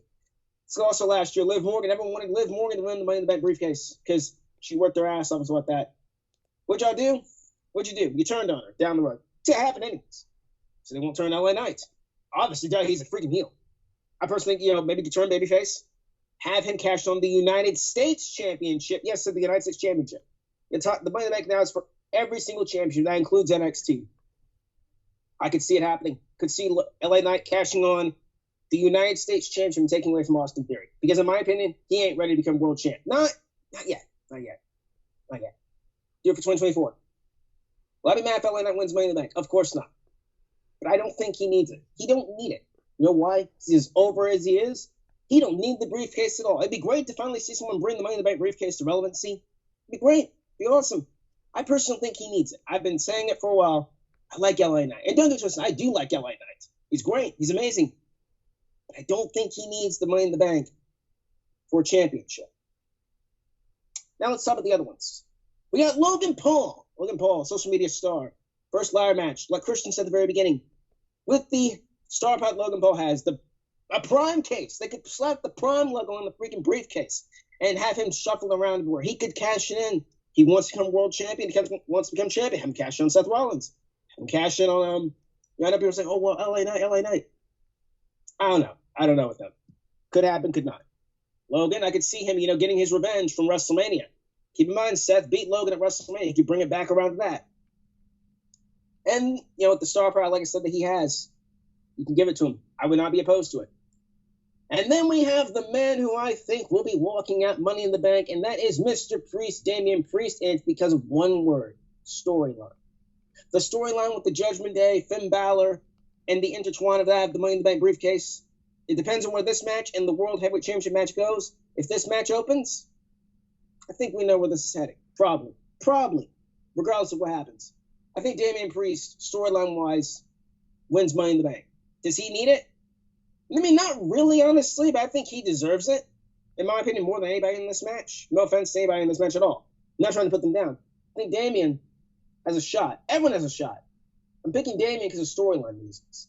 I'm not picking him because of a movement. I'm not picking him because of he's the cream of the crop. I'm picking Damian because of storyline reasons. Damian and Finn Balor. You got that. Finn Balor said, you won't cash in on me, would you? Damian says, no, I won't. Of course I won't. So he cashes in on Seth Rollins. Yeah, he cashes in on Seth Rollins, not Finn Balor. Yeah, so he still kept his word.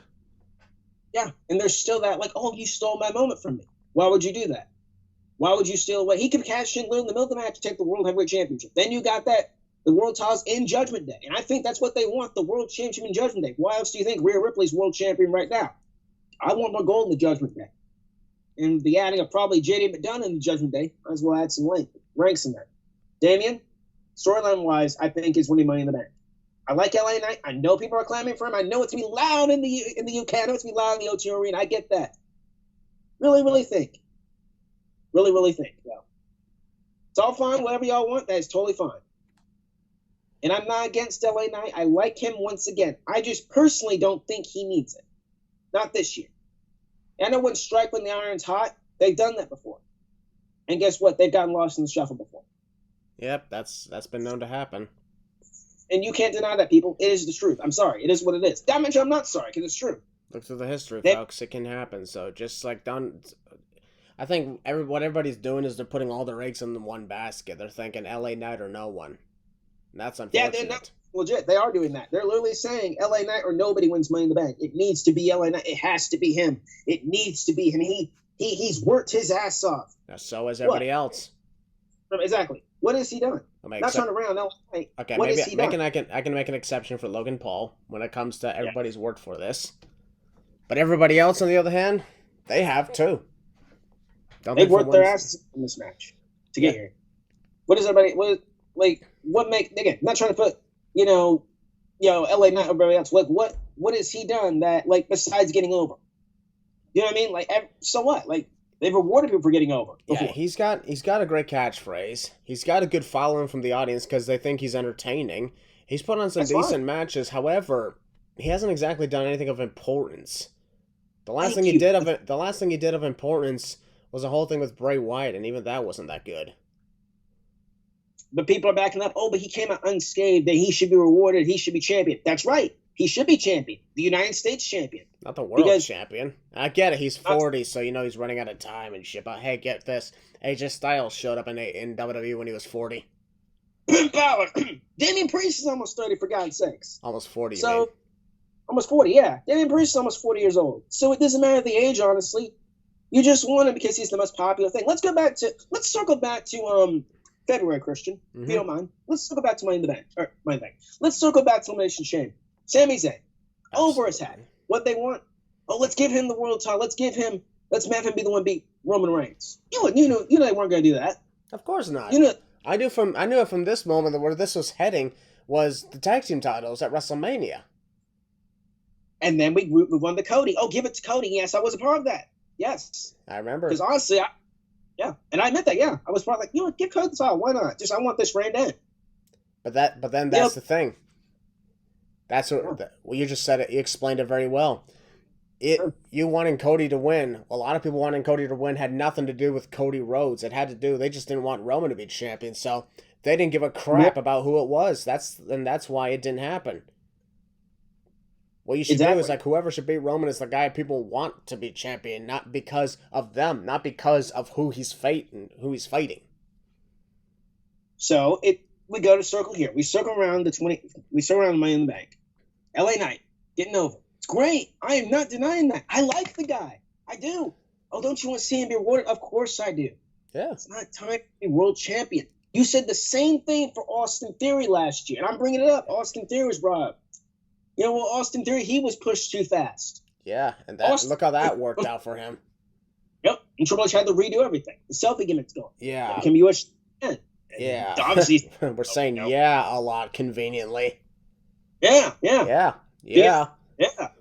Like, there's nothing wrong with as of right now, I hate to say, but all LA Knight has is a one-word catchphrase. It's true. And yes, he's got the cheering audience, but the thing is, what's most important is the judges. Watch him compete. Unfortunately, WWE did not exactly book him that well. They didn't take advantage of his popularity a lot. They did not have him win matches. He's constantly losing. And sure, he won a number of matches over the last month or so they're putting themselves on the step in a good direction. But I still just got the worried feeling that this is just not going to work out for him in the better. It's not. It's not. I mean, it's like, y'all don't know that. Y'all don't know what's going to happen. Yeah, we don't know, but hell no, we don't know. Who said they're going to, turn out to be different? What we're doing, folks, is we're not putting all our eggs in one basket here. No, I'm not. When this thing was announced, I didn't think automatically that LA Knight was going to win. No. A little bit of fear. It's like, you know what? Maybe they do give it to him. There is that. I'm not worried because people have been saying, oh, you're angry because Finn Balor's not. No. That's not the case. Don't bring Finn up in this case. It's not about him. He's in the world title match. He's fine. Yeah. My thing is being pushed a little bit too fast. And strike when the iron's hot. Again, we go back to it. They struck when the iron's hot before. Boom, turned on. Well, actually, they failed. Well, I think also another difference between LA Knight and Austin Theory had to do with the fact that Austin Theory wasn't on the level of popularity as LA Knight is. Exactly. And he is I've said this, yeah. That's why I think this could benefit him very well. This on the very case, if LA Knight is to win the briefcase, which, by the way, he is one of my picks to win. My picks to win: Logan Paul, Damian Priest, and LA Knight. I got 3 picks in this case since there's 7 participants. But I'm a pick too. Yeah, but I'm like, LA Knight is on my list. Yes. However, I don't think people are automatically assuming because LA Knight wins the briefcase, he's automatically just going to quickly cash in or shit like that. I'm like, what LA Knight should do is continue to build himself up. That way, when he does cash in, he'll actually look like he's really belonging in that category. You can't belong just because you have a catchphrase in the crowd behind your back. Make him a legit threat. Make him a legitimate threat. Make him a legitimate threat in the ring. He needs to beat more than Xavier Woods and Ricochet and who else? Wait, that's nice. Who else? He beat Rey Mysterio. That's great. You beat a legend. That's great. That still don't mean you need to win this thing. Yeah, Rey Mysterio is also not even involved in this match either. Where's Rey Mysterio on this card? His son is. Anyways. It really seems like, the whole thing is Rey Mysterio, yeah, he's a WWE Hall of Famer. That's great. But when you stick the words Hall of Famer on him, that's really more of saying, this dude's old now. He's past his prime right now, and Rey Mysterio's done what he needed to do. Yeah. LA Knight, Like, if it's thing like, oh, LA Knight, but he's up there in age. He needs to win because of his age. Yeah, Huh? that's another reason why, like, at times it can be confusing. Like, I'd like to see it happen. I'd like to see LA Knight be built up a lot more before you put him in the world title or whatever title picture. But at the same time, I do understand, like, the whole argument about his age because, he is getting up there, so he doesn't exactly have a lot of years left. The problem is, So like, did the problem is, like, while he's got a lot of funny catchphrases and a good following from the audience every time he shows up, the problem is, in the ring, he ain't a threat, so he's not looking believable. Like, a catchphrase and a cheering audience doesn't make you a believable champion. You have to perform in the ring. And the argument can be like, Logan Paul's not a threat. No, Priest he's isn't not. a threat. No, he's not a threat. But at the same time, people underestimate Logan Paul. He's proven he's naturally gifted for this sort of thing. He made he competed in matches with Roman Reigns and Seth Rollins. He had Roman Reigns shook up at the end of Crown Jewel, if you remember that, because Roman didn't take him seriously because he's just a YouTube podcaster. What's he doing in this match? Then he almost lost. Yeah. That's even with the interference of Jake Paul, the Bloodline, and everybody else. Even despite that, Roman Reigns survived Logan Paul. Then you had Seth Rollins, even with the whole shit with KSI that happened at WrestleMania. Seth Rollins, wasn't, while he understood, like, at least Rollins in his case, I wouldn't say he survived Logan Paul. He beat Logan Paul. I'll go there. He beat Logan Paul. But he also did not underestimate him. Yeah, it's one thing you shouldn't do. Like, oh, you can't underestimate LA Knight. That is true. Yeah, hell no, we're not underestimating LA Knight. If he performs well in this match and actually wins it, this could be a step in the right direction. Then there's the whole, can you keep it that way? Don't have him lose and then just randomly win the championship, because then he ain't a believable looking champion. And if he's a legit threat, that's the thing. You need to make him a legit threat. Precisely. When you're a champion, like when you have somebody who has the briefcase who's a legitimate threat, that's good. But when you're a champion, you see the guy with the briefcase and you see the person who has the briefcase and you're like, this guy?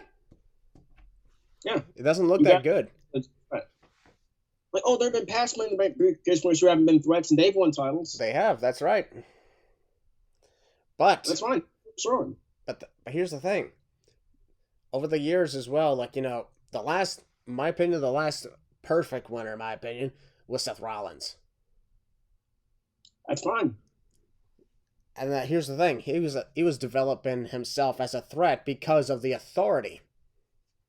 There you go. That was a month after he split up the Shield. And, that really began the whole thing with his rising. Look where he's at now. World Heavyweight Champion in this Saturday's event. You know what okay, I know this is stupid to compare, but do you see the similarities between LA Knight and Mr. Kennedy? In some ways I do, yes. But, only difference is Mr. Kennedy had actually proven before his Money in the Bank win about what he's capable of doing in the ring and being a threat to other competitors. Hell, before he won Money in the Bank, he was contending for the World Heavyweight Championship with Batista. Can you repeat that first part, please? He was already proving himself like worthy in matches, and he was on a domination streak, and he was competing already prior to the Money in the Bank win in world title matches with Batista. Yeah. LA Knight has not done any of that. However, LA Knight does have history of winning money ladder matches, if you look back at the whole thing with Cameron Grimes and Ted DiBiase. Yeah. Which is fine. So, yeah, he does have some history with that, so that could back him up. Now, the whole thing, the real deal is, though, can he hang on to it? Because if he can't hang on to it, then he ain't going to look that good. He's not. A catchphrase can only get you so far. Yeah. And it's like, you have to be a physical threat as well as a verbal threat. He had proven already that he can verbally tear you to shreds. Oh, yeah. That's the best part about it. He can absolutely do that. He's one of the best talkers we have today. So use that in addition to his abilities in the ring. Because if you're not booking it correctly like that, you're really depriving him.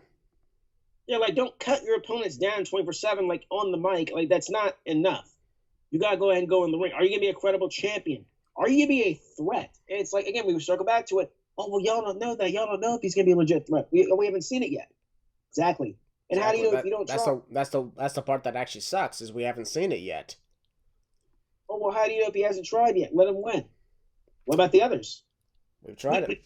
take a look at Damian Priest. Like, did he beat Bad Bunny? No, he did not beat Bad Bunny. But was he honestly one of the best? He was the best participant in that match because of the way he made himself look great, but also made the Bad Bunny look great. He managed to find a balance in that. He's also been competing against Rollins for the world title, and he beat Matt Riddle fair and square to qualify for the Money in the Bank. So now you look at Damian Priest, I'm like, he's got a talker. He's a threat in the ring, and we've seen what he can do already on the main roster as a threat. U.S. champion for over 200 days, almost 200 days. Yeah. Shinsuke Nakamura, unfortunately, not in the level that he was in NXT, but he's won the Intercontinental and U.S. title twice each. He's also managed to hang on and stay above the water, and he can get the job done when needed to, and he's been in a few hilarious moments, but as over the years, he just hasn't been, like he was in NXT, so that's why he doesn't exactly look like a credible favorite here. Yeah. See that? Ricochet, he's a highlight reel. He's a guy who wants to make an oh my god moment. Like, Jeff Hardy, when he was like competing in these ladder matches before he actually managed to be taken serious in other championship matches and everything because of his popularity. If you look back, he was only in those matches to just put on the highlight of the moment, not to actually get the win. Heck, he was going to win the damn thing in 2008. Yeah. Obviously, the world got blown. So anyways, what happened with that had nothing to do with how he performed in the ring, though. That was his own fault. His own fault, exactly. Like, Santos Escobar, he's been built up since Legado del Fantasma in NXT. The reign as the interim Cruiserweight champion, he actually did really good on that. He built himself up onto the main roster as well, and the idea of him teaming up with and reforming up the LWO with Rey Mysterio has been helping him really good, and even has been helping Zelina Vega. So he could honestly be someone who could be considered for this, but at the same time, like, maybe. Butch, remember he was Pete Dunne, NXT UK champ for almost 700 days. Yeah. And I remember at first we were pissed off that, he came into the main roster as Butch rather than Pete Dunne, and he was dressed differently, holding with the Brawling Brutes, but then he managed to hang in there. He said very little, but still did very much. Yeah. I just hope that, he finds within himself to find the person he was in NXT. This could be a shot to do it, but at the same time, we haven't seen much of it.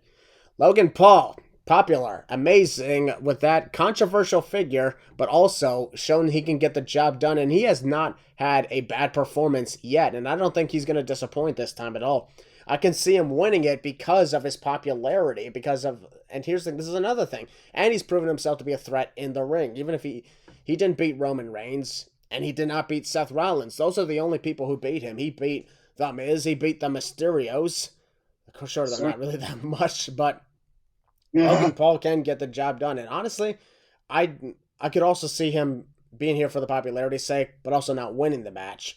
Because I heard something about he could potentially face someone like Ricochet at SummerSlam, and I'd be down for that.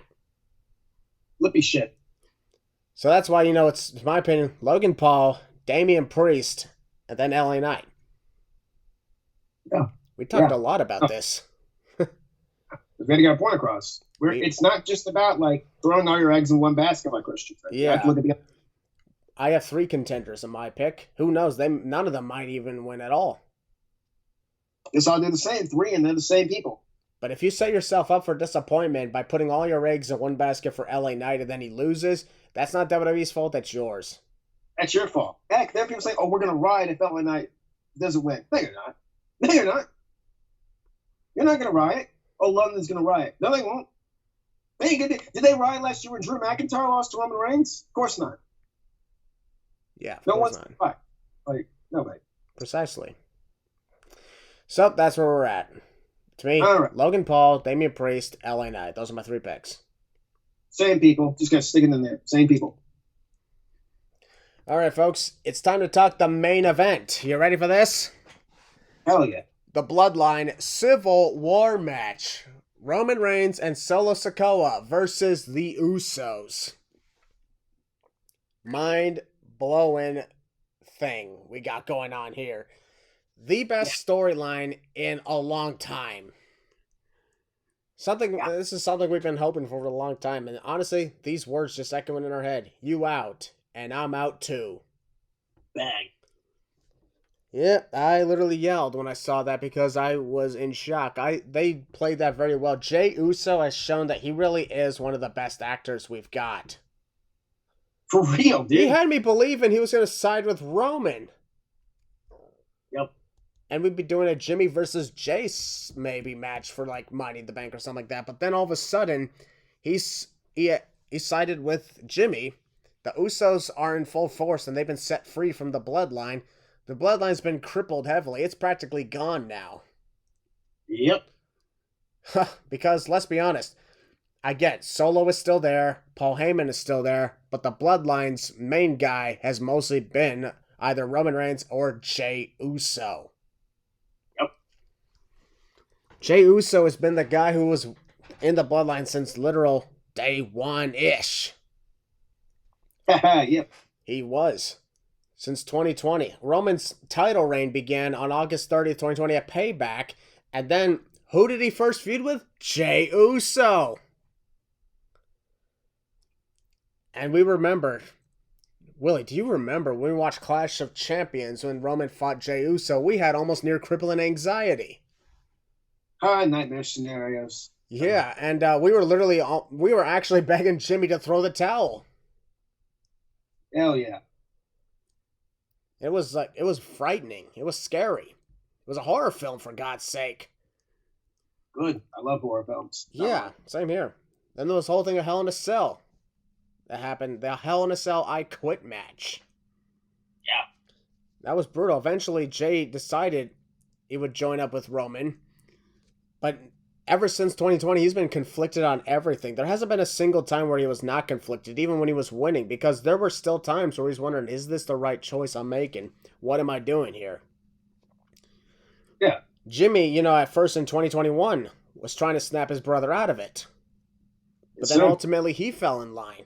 Then the Usos were tag team champs for over 600 days. Hell yeah, dude. But then Sami Zayn came into the mix. That's where things really started changing up. Sami was trying to break through Jey Uso. This is kind of like, trying to break through Darth Vader. Yep. No matter what, a lot has changed. And the whole deal with Roman Reigns having Sami Zayn be amongst the Bloodline really caused, the beginning of the fractures.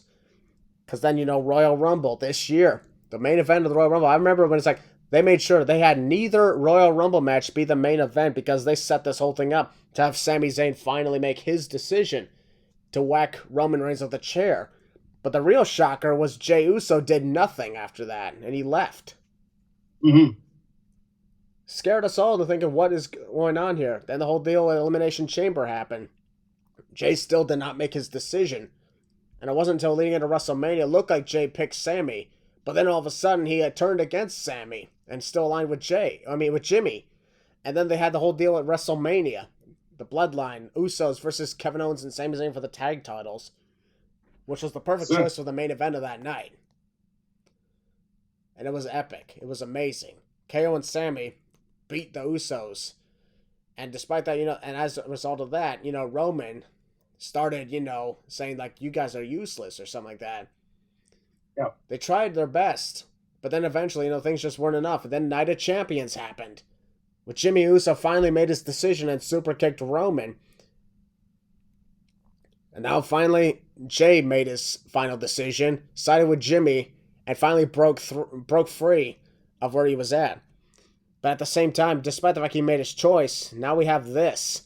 The Bloodline Civil War match. I think, honestly, this should be a tornado tag no-holds-barred match. Yeah, but dude. I really think Jey is still, in my opinion, he is still conflicted despite this. And it could very well show in this fight. Mm-hmm. This whole thing, really, in my opinion, should lead up to Roman Reigns, Jey Uso at SummerSlam for the Universal title. I was just about to say the same thing, dude. This needs to be it. I mean, I get, you'd want Roman Reigns to be champ for 3 years. This would be one of the few occasions where I would root against the tribal chief. Because we've said for the longest time that this needs to end as Roman versus Jay, right where it started, except Jay wins. Yep. And I'll be honest, yes, this storyline could still have gone even if Roman did lose the title to Cody Rhodes. Yeah.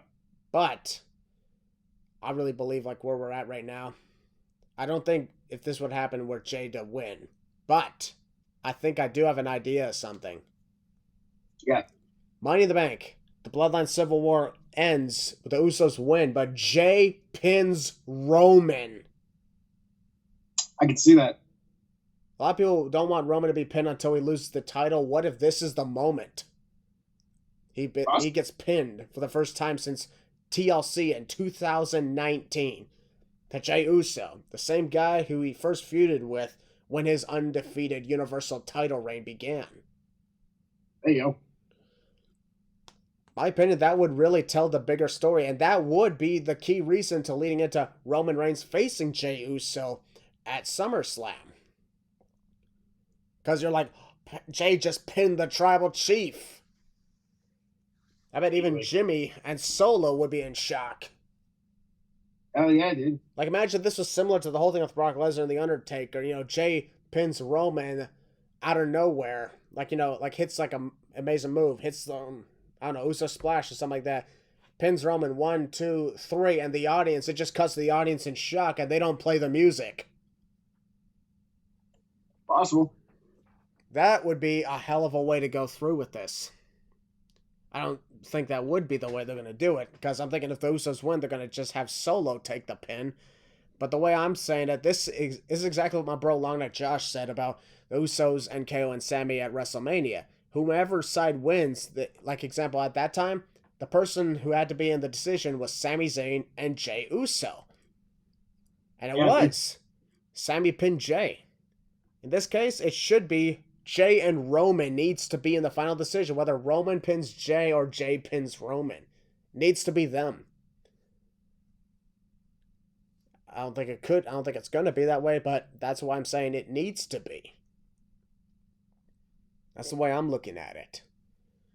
Because if you want this storyline to go in great lengths, after all the lengths it's been through already, this would be the way to do it. Whether Roman pins Jay to silence him, or Jay pins Roman to suddenly open up the eyes of everybody else. Yeah. Not to mention, the Usos are on another mission, of course, to get to inside Solo. Yep, gotta break Solo out of there. Yeah, I've always said Roman Reigns cannot lose his championship until the Bloodline is gone entirely. Paul Heyman, yes, is there. We can take care of him eventually. But Solo is the last physical threat. Yeah, This could be how we win. You know it, dude. Why did I say how we win? We're not even involved in this. I mean, we can always make our way over to the UK, then jump the barricade. Oh my god. Highly doubt that. But this could very well be the most important match in the Bloodline's history. It has nothing to do with Roman's title. It's the family. This is exactly why, you know, in some ways I can understand, like, the comparisons here of Captain America Civil War from 2016. You know, they had the whole thing with Iron Man fighting Captain America. Mm-hmm. Batman fighting Superman. But this is different than all of that because, you know, this is a family fighting each other. They were never family. They were just two cool-looking superheroes fighting each other as a result of a certain storyline that went down. In this case, it's the family fighting each other because Roman Reigns has become so corrupt with power. Yeah. Want to break him free? Not only to get rid of Solo, but get rid of Paul Heyman. Yep. And you can only do so much because, you know, Paul Heyman cannot be physically taken out of the equation because his influence is always there. Yeah, exactly. If you want to break Roman, Paul Heyman has to walk away himself. That's how you do it. That's how you end it. Jimmy made his choice to leave. Jay made his choice to leave. Sammy made his choice to leave. Eventually, Solo will follow suit. And then eventually, when Paul Heyman sees like the failures, Paul, like that he's done with Brock Lesnar and CM Punk will walk away. Yep. Like he always does. And as I called it, once they're all gone, it's just Roman. And he's vulnerable. His impervious shields are gone. My God. That's why this match setting up the Bloodline Civil War, this has to be the main event, because let's be honest, nothing else even deserves to be the main event anymore.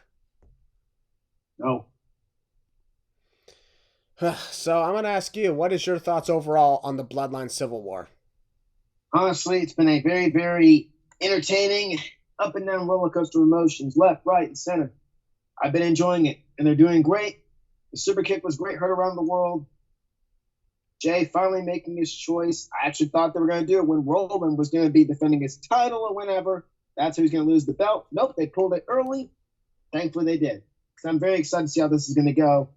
I've been loving it, honestly. And it's going to be a very I'm interested about that ending. How's it going to end? Is Jimmy going to side with Roman, actually? Are they going to redo it? Are they actually going to swerve us? Could be a possibility. It's going to be a swerve the entire time. You never know this company. Is Roman going to get turned on by Solo? Is this where Solo finally turns on Roman? Maybe. It's where Paul Heyman walks away. I don't freaking know. Well, I'll be honest. I don't know if I would see Solo doing it yet, because the Usos have yet to really approach him about that. They've been attacking him physically. That is true. So as of right now, it seems like the Solo has no reason to think about siding with the Usos, because, they just attacked him all the time. That is true. So until the Usos actually try to get to Solo themselves, try to talk to him, try to do something, break through to him like they were broke through to. Until they do that, as far as I know, Solo knows which side he's on. And Solo, and here's the thing though, remember one thing though, Roman Reigns does kind of fear Solo. I mean, who doesn't? Bumped into him that one time and he's like, oh, I'm sorry. He's paranoid. Yeah. And I think the Usos remember that. Yeah. For now, this is all about fighting fighting their younger brother and their cousin. Hopefully waking them up. But as of right now, I'd like, if Solo's going to turn, perhaps it could be done at SummerSlam. Yeah. Or the build-up to SummerSlam. I do that SummerSlam. But the way I'm seeing it right now, I don't see Solo doing it at Money in the Bank, because based off the fact that we could have a few swerves already take place in that, I don't think they're going to do too many of that. Yeah. That's understandable. It is. So the big question, Willie, who is going to win the Bloodline Civil War? The Usos. Yes. The Usos are going to win. But who's going to get the win for them? What's up? But who's going to get the win for them? Jay. Yes. Jay. And I'm calling it. I think it's going to happen. Jay Uso will pin Roman Reigns. Yes. Yes. In my opinion, that would be the right decision for the story, because if Roman is to be pinned, it doesn't just have to be because of his titles being on the line, but it could further add in Jay has pinned Roman, so he can get the job done, maybe even at SummerSlam, and this could lead to perhaps one of the top stories heading into the big event in that stadium. Yeah. It's once again a moment of, this could be how we win. But that's why the words are could be. Good. Because we don't know what's going on. We have no idea. And I think it's for the best that we don't. And that's the best part about it, that we don't know what's going on. I really have a lot of nerves for this match. Because I look at this one as this is perhaps the most important match that could set the tone for the future.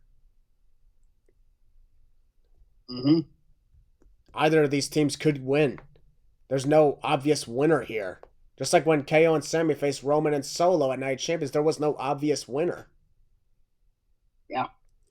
Roman Reigns, Cody Rhodes, there was no obvious winner.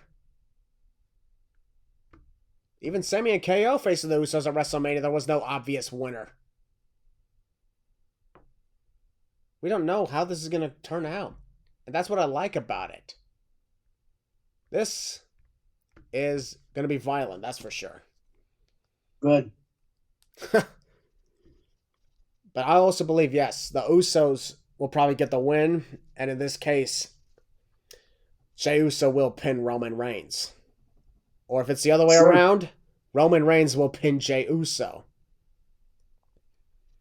Jimmy and Solo, great as they are, should not be in the final decision. Whether they will or they won't, that ain't for me to predict. It's what I'm saying should happen. Yeah. This just got really serious and dark. Yeah. My God, we're going to see a freaking huge fight this Saturday. Yeah, dude. And I know we're going to love every single minute of it. And the crowd in the UK are probably going to love every single minute of it. It's going to be great. Then it all leads into SummerSlam in Detroit, which, folks, I will be a part of. So, this concludes our predictions to Money in the Bank this Saturday. This is a near 2-hour episode.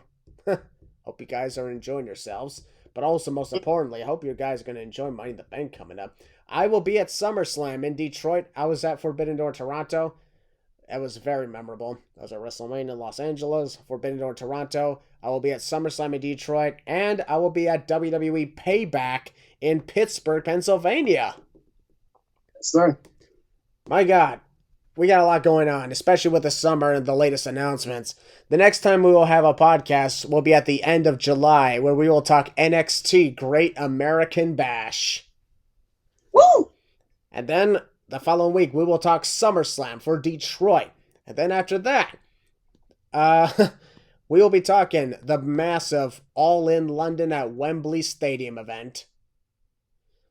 And even after that, the following week, we'll be talking to have 2 episodes for Labor Day weekend, because we will talk about Payback, which will be in Pittsburgh, and I will attend. But also, there's going to be All Out at United Center in Chicago. So we are cooking this summer.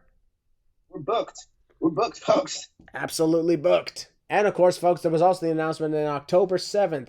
WWE has brought back Fastlane. It'll be at Indianapolis, and that's understandable because, well, Indianapolis is the Fastlane. Oh, Jim forgot about Fastlane for the back. All right. Yep. So, I'm excited for Money in the Bank. I hope you're excited for Money in the Bank. Very excited. Keep my expectations a little bit low, but I'm excited. Absolutely. We've had a lot to talk about of almost every match. That's really good. We managed to keep this another 2 hours. But Heel Balor, you know what to do. Sir, we are the losers, and this is our lounge. Enjoy Money in the Bank.